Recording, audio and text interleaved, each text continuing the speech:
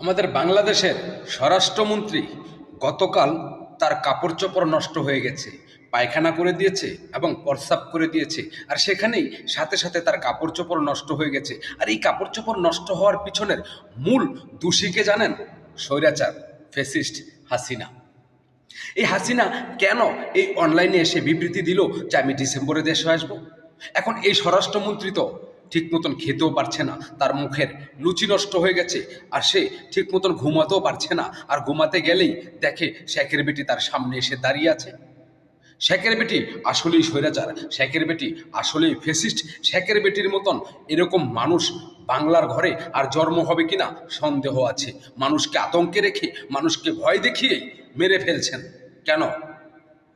উনি আমাদের দেশের স্বরাষ্ট্রমন্ত্রী, আর স্বরাষ্ট্রমন্ত্রী হয়ে যখন উনি নিজেই এক শেখের বেটির ভয়ে তার কাপড় চোপড় নষ্ট হয়ে যায়, এক শেখের বেটির ভয়েই আইনকে এখন উল্টোভাবে চালায়, এক শেখের বেটির ভয়েই যখন বাংলাদেশের প্রত্যেকটি দলকেই এখন ভঞ্জামাই বানানোর চিন্তাধারা মাথায় ঢুকিয়ে নিয়েছে, তাহলে আপনাকে ভাবতে হবে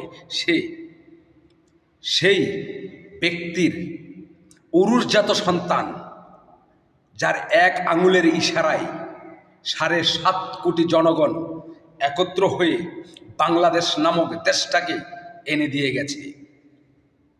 আজ তার একটা অনলাইন বিবৃতি, আর সেই বিবৃতি তাদের খাওয়া দাওয়া বন্ধ, ঘুম নষ্ট, তারা যেখানে সেখানে কাপড় চোপড় নষ্ট করে ফেলে।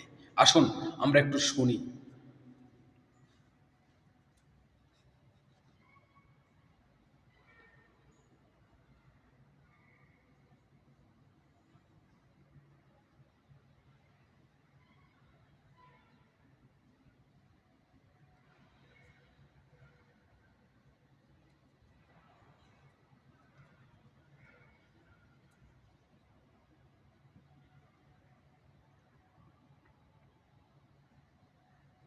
এ হচ্ছে আমাদের বাংলাদেশের বর্তমান ক্ষমতাশালী দলের স্বরাষ্ট্রমন্ত্রী, তাও সেই মন্ত্রী না কিন্তু।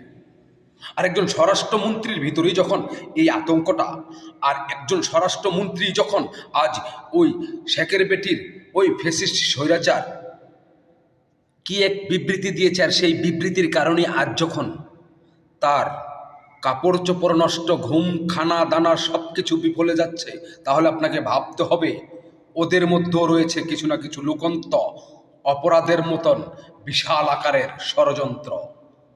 যেই আসামিকে আমরা ধরে আনার চেষ্টা করছি, সে নিজেই আসতে চাচ্ছে, সেখানেও বাধা। মাইন্ডেড।